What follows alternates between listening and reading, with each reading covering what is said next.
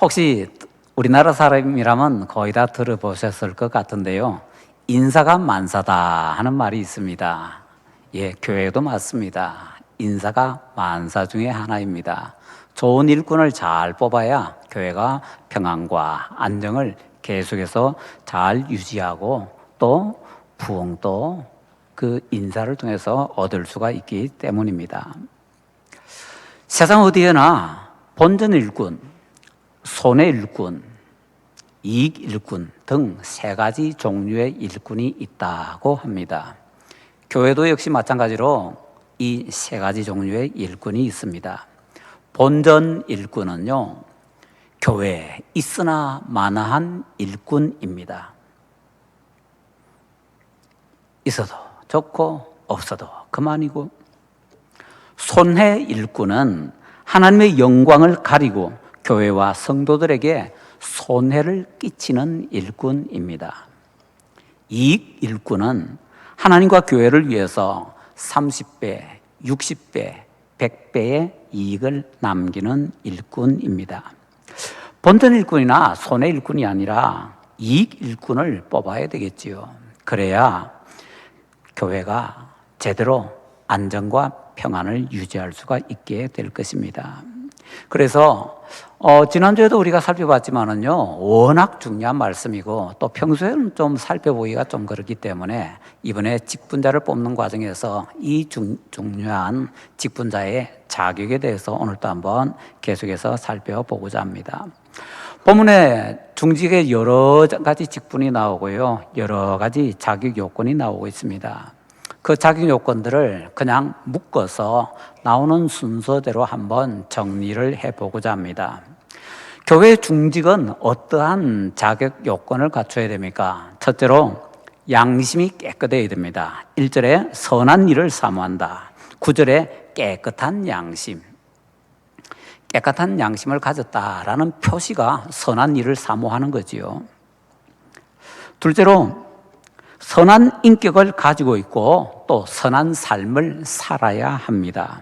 2절에 책망할 것이 없으며 또 2절에 절제하며 신중하며 단정하며 나그네를 대접하며 8절에 정중하고 11절에 정숙하고 11절에 절제하며 모든 일에 충성된 자. 인격적으로 선한 자질이 있어야 되고요, 가지고만 있으면 안 되고요, 그것이 삶 속에서 표현이 되어야 됩니다. 중직이 될 사람은 인격적으로도 선하고 그 삶도 선한 열매를 맺어야 된다라는 것이지요.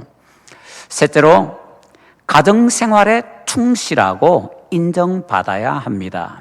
2절에 한 아내의 남편이 되며 4절에 자기 집을 잘 다스려 자녀들로 모든 공손함으로 복종하게 하는 자라야 할지며 5절도 계속 이어지네요. 사람이 자기 집을 다스릴 줄 알지 못하면 어찌 하나님의 교회를 돌보리요. 12절에 한 아내의 남편이 되어 자녀와 자기 집을 잘 다스리는 자.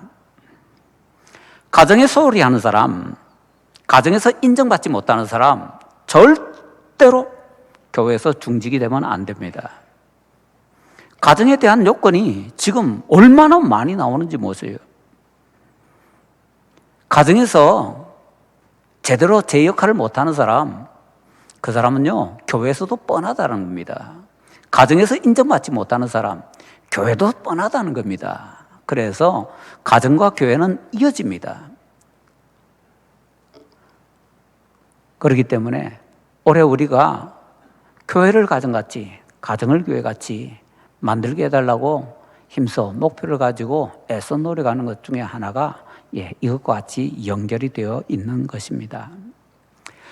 중직이 되어야 되는 사람은 어떤 사람입니까? 넷째로 사역을 할 수 있는 은사가 있어야 합니다. 2절에 가르치기를 잘하며, 조금 더 정확하게 말하자면요, 여기 1절부터 13절까지 쭉 보면은 안수 집사나 권사는요, 인격만 좋고 인격적인 삶을 살면은 그것으로 괜찮습니다.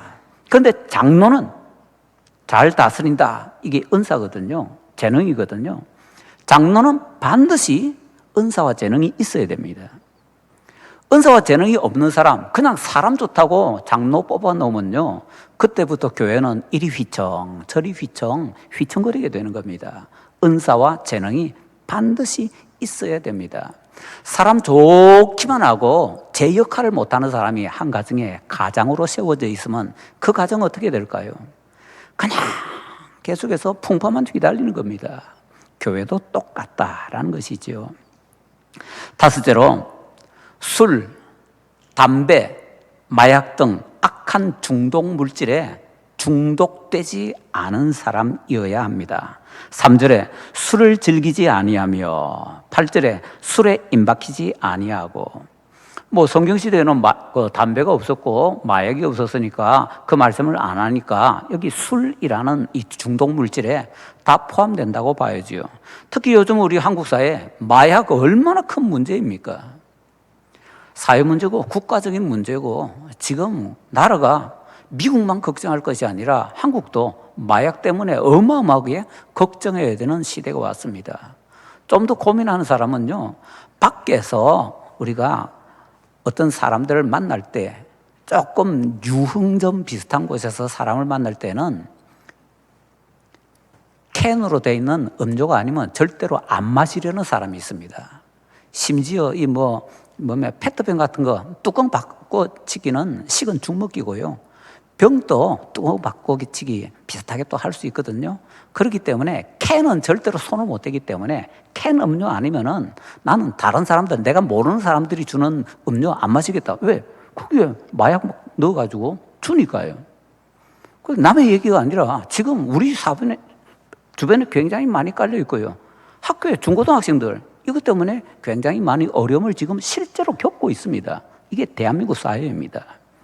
자, 그렇기 때문에 스스로 지키기 위해서 조심을 많이 해야 된다라는 것을 우리가 좀 명심을 해야 되겠고요. 술, 담배, 마약 이런 악한 중독 물질에 중독되고 가까이 하고 그런 사람은 교회의 중직 자격은 없다라는 것을 명심해야 되겠습니다.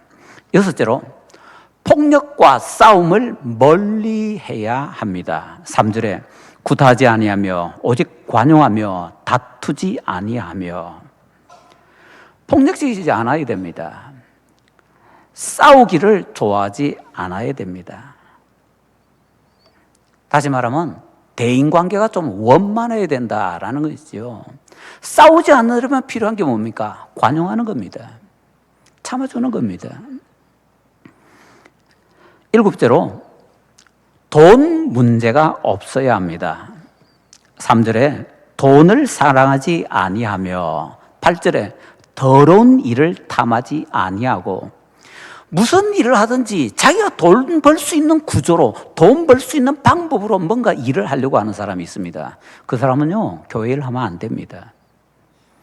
교회 일을 하면서도 거기에서 이익을 남기기 위해서 노력하는 사람들이 있습니다.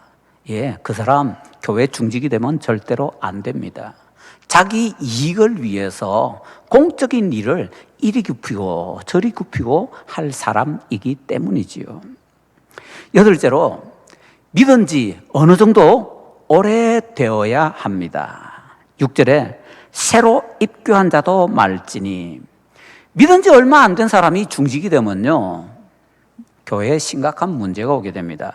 여기 새로 입교한 자라는 것을 새로 믿게 되었다라는 의미도 되겠지만 교회에 새로 온 사람이라는 의미도 포함할 수 있기 때문에, 그래서 교회에 등록한 지 얼마 안 되는 사람, 다른 교회에서 중직이었다 할지라도 우리 교회에 등록한 지 얼마 안 되는 사람, 그 사람들은 중직으로 세워지면 안 됩니다.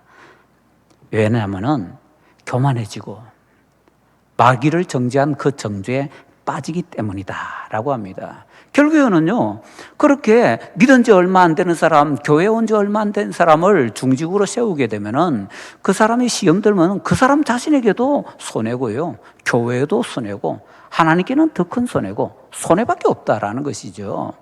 이건 개인적인 사견이 아니라 성경에서 가르치는 내용이니까요. 우리가 아무리 저 사람 좋고 사회적으로 어쩌고 다 내려놓고 성경의 가르침이 그렇기 때문에 그 가르침대로는 우리가 인정하고 받아들이고 사람 세우는데 이것이 기준 중에 하나는 되어야 된다라는 것이지요. 9제로, 선한 삶을 산다는 인정을 다른 사람에게 받아야 합니다. 앞에서 선한 인격을 가져야 되고 선한 삶을 살아야 된다. 그거하고 이건 좀 다릅니다. 자기는 선한 인격을 가지고 있고 자기는 선한 삶을 산다고 하는데 옆에 사람들이 인정하지 않는다면 그 사람 진짜 선한 사람 맞을까요? 옆에 사람들에게 인정받을 수가 있어야 됩니다. 실제로 인정을 받아야 됩니다. 7절에 또한 외인에게서도 선한 증거를 얻은 자. 2절에 있는 책망할 것이 없으며도 아마 여기와 간절히 같이 연결이 된다고 할 수가 있을 것입니다. 다른 말로 하자면은 도덕적으로 다른 사람들에게 욕먹고 지탄받지 않는 사람이어야 된다라는 것이죠. 특히 장로는요, 믿지 않는 사람에게도 존경을 받는 사람이어야 됩니다.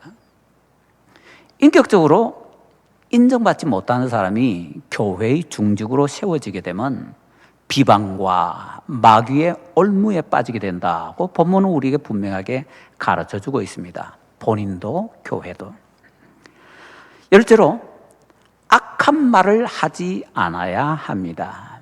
자, 8절에 일구이연을 하지 아니하고 11절에 모함하지 아니하며.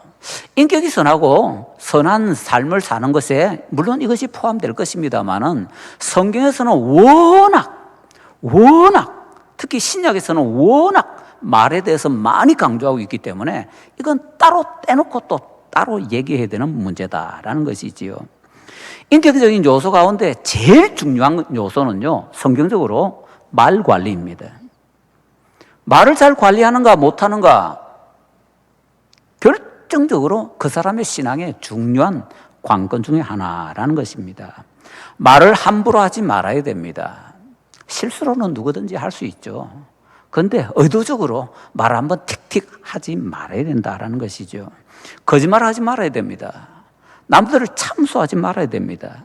남들을 모함하지 말아야 됩니다. 그런 말을 많이 하는 사람, 즐겨하는 사람, 그 옆에 가면은요, 금묵자 흙, 건주자 즉, 묵에 가까이 하면요, 까만색이 옷에 묻게 되고요, 빨간 물 가까이 하면은 빨간 물이 옷에 묻게 된다라는 것이지요.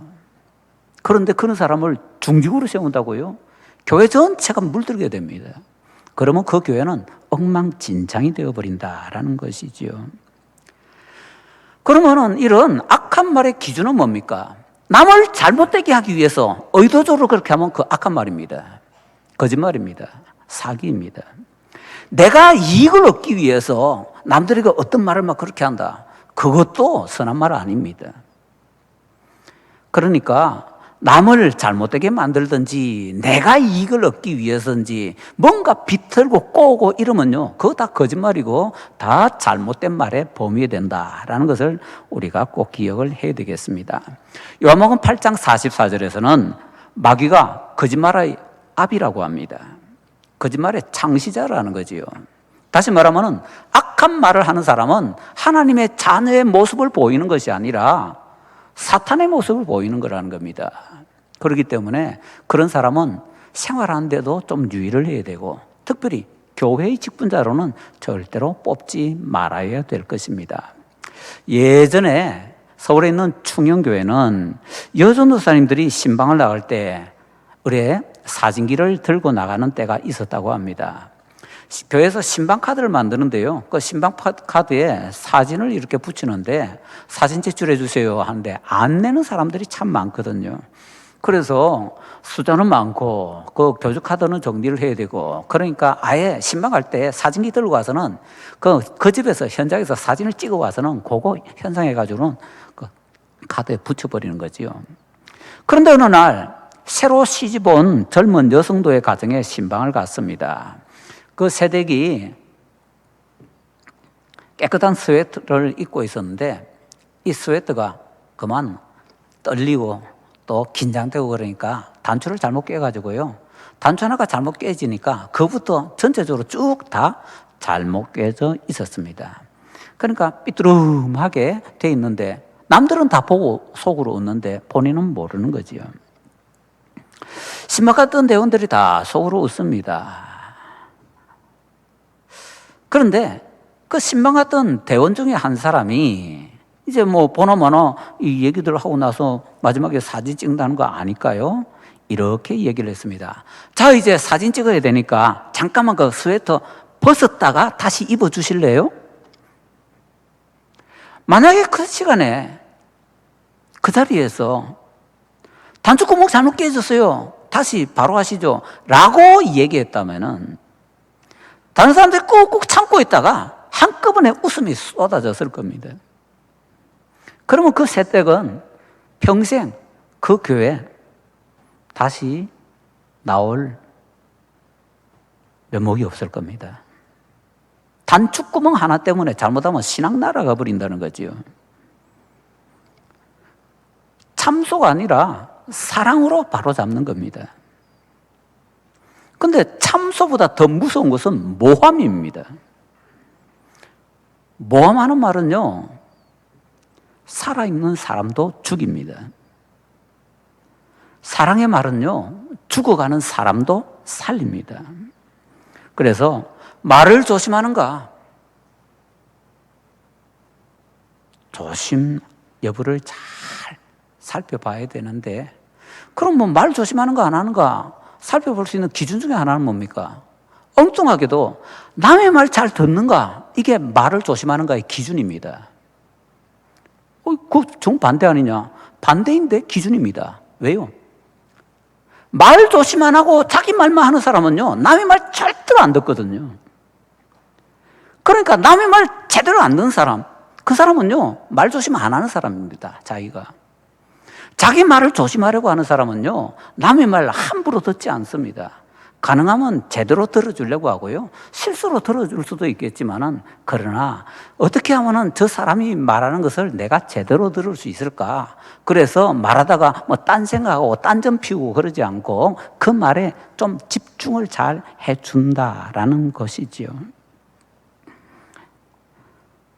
그런 사람은요, 결국에는 남의 말 제대로 안 들으니까, 말 함부로 하는 사람은 남의 말도 제대로 안 들으니까, 남의 말 제대로 안 듣는 사람이 성경 제대로 듣겠습니까? 성경도 자기 마음대로 해석을 합니다. 이리 갖다 붙이고 저리 갖다 붙이고 이리 자르고 저리 자르고, 그래가지고 성경조차도 자기 마음대로 하는 사람이기 때문에 그런 사람이 중직으로 세워지면 어떻게 됩니까? 예, 교회는 뭐 구설수에 휩쓸리게 되는 거지요.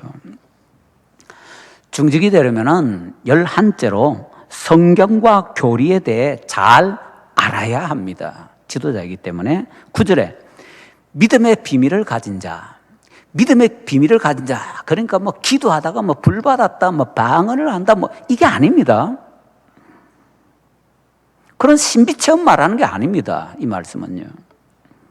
여기서 비밀은요, 예수 그리스도에 관한 복음의 사실들입니다. 그러니까 예수님에 대해서 정확한 믿음, 교리에 대한 정확한 믿음 가지고 있는 사람이라야 됩니다. 성경과 교리에 대해서 잘 모르는 사람이 장로, 안수집사, 권사 되면은 그 참 곤란하다라는 얘기이지요. 그리고 이미 중직인데도 나 잘 모르는데, 그렇다면요, 회개해야 됩니다. 그리고는 열심히 성경과 교리에 대해서 알기 위해서 힘써야 됩니다. 제일 정확하게 제일 잘 알려면요, 예배마다 빠지지 말고 참석해야 됩니다. 다른 데 쫓아다닐 필요 없고 자기 교회.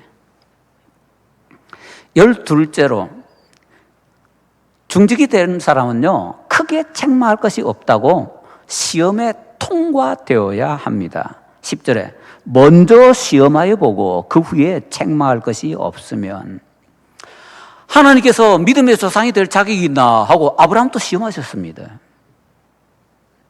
잘 믿고 있는데, 아니 잘 믿고 있기 때문에 이삭을 바치라는 불호령 같은 그런 시험을 하셨던 것입니다. 일부러 시험하지 않아도 됩니다.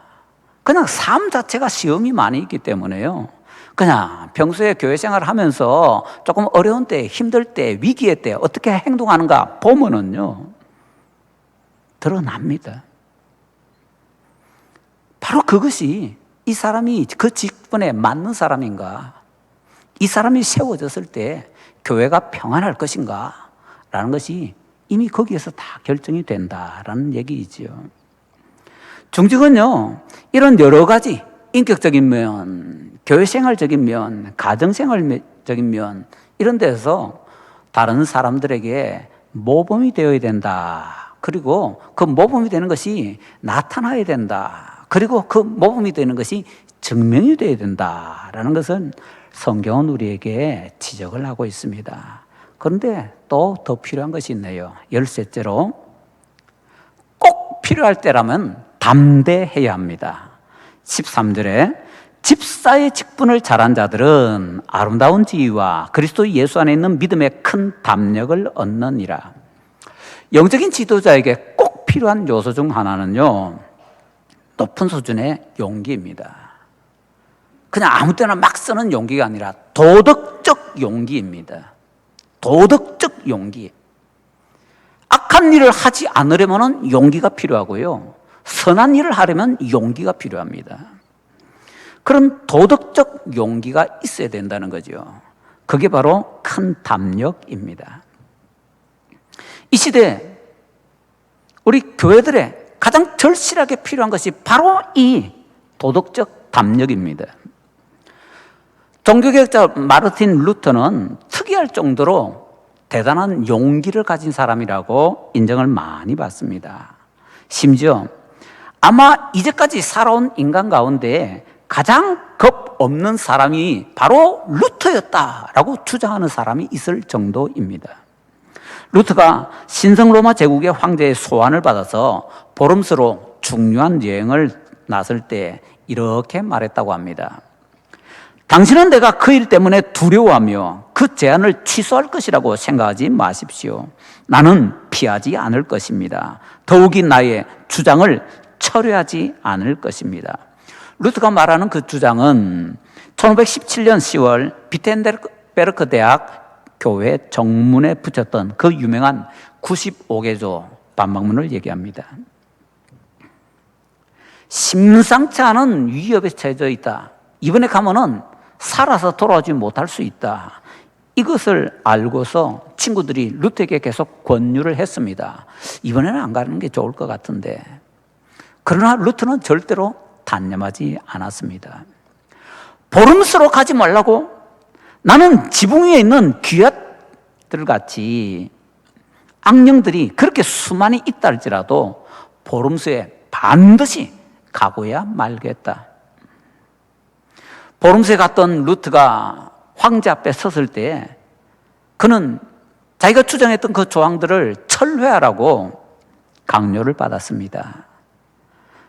그들은 강력하게 당신이 철회할지 안 할지 한마디로 정리해라 라고 요구를 했습니다. 그러자 루터가 그들 앞에서 이렇게 선언을 했다고 합니다. 나는 성경이나 다른 근거들 같은 명확한 이유를 통해서 확신할 수 없다면 철회할 수 없습니다. 나는 성직자들과 교황에게 양보할 수 없습니다. 왜냐하면 그들은 자주 잘못을 저질렀기 때문입니다. 나의 양심은 하나님의 말씀에 붙잡혀 있습니다. 다시 철회하라고 또 강요가 될 때 루터는 자기의 두 손을 꼭 잡으며 이렇게 외쳤습니다. 여기에 내가 서 있나이다. 나는 다른 어떤 일도 할 수가 없습니다. 오 하나님, 나를 도와주소서. 객기나 만용이 아니라 올바른 하나님의 말씀을 위해서 목숨을 걸 수 있는 진정한 용기가 꼭 필요할 때 그 용기를 발휘할 수 있는 그런 용기가 중직자에게는 있어야 됩니다. 교회는 그런 중직자가 필요합니다. 중직자가 되려면 가능하면은요, 서리집사 때 그런 담력이 나타나는 사람이 좋겠지요. 서리집사 때 안 나타난다면은 적어도 안수집사 권사 때는 나타나야 되겠죠.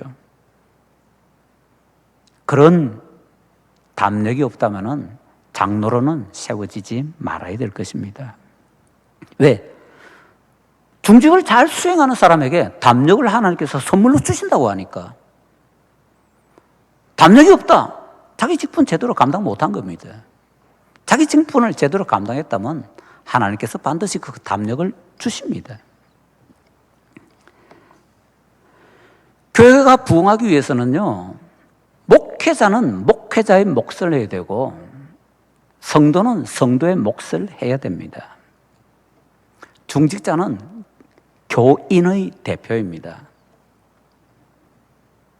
정확하게 말하자면 장로는 교인의 대표입니다. 안수집사 권사는 그 장로를 보좌하는 사람입니다.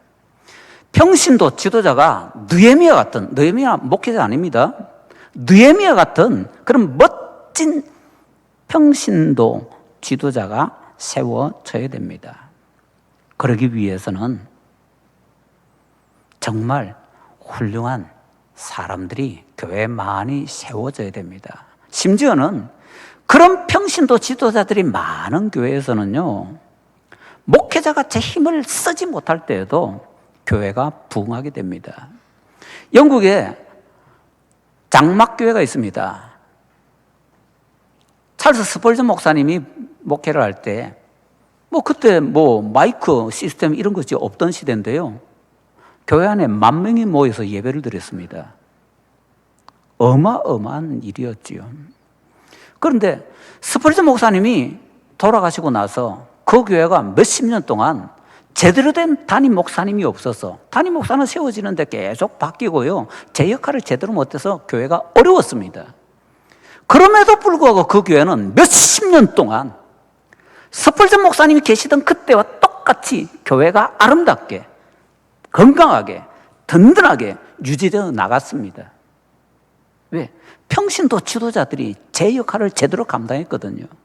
그 세대가 지나가면서 그 다음에 그 장막교회는 서서히 힘들어지기 시작했던 것이죠.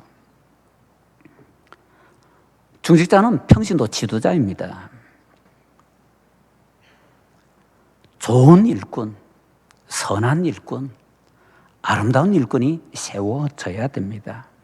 그러기 위해서 인격적으로 잘 갖춰줘야 됩니다. 그리고 중직자 중에 특히 장로는 은사와 재능이 있어야 되고, 내가 있다 이게 아니라 다른 사람들이 인정하는 은사와 재능이 있어야 됩니다. 중직을 선출할 때가 되면은요, 지연, 혈연, 학연, 안면 이런 걸 기준으로 막 뽑으려고 합니다. 그렇게 뽑은 사람은 다 본전 일꾼입니다. 손해 일꾼입니다. 정말 하나님의 영광을 위해서 일하고 교회 이름을 땅에 떨어지지 않는 사람, 그 사람은요, 이런 것들을 다 제쳐놓고 성경이 가르쳐주는 기준에 살펴보고서 뽑아야 될 것입니다. 그렇게 뽑는 사람이 교회를 위해서, 하나님을 위해서 이익 일꾼이 될 것입니다. 이번 선거를 통해서 하나님께서 우리 진주교회 좋은 이익 일꾼을 많이 뽑아주시기를 간절히 바랍니다.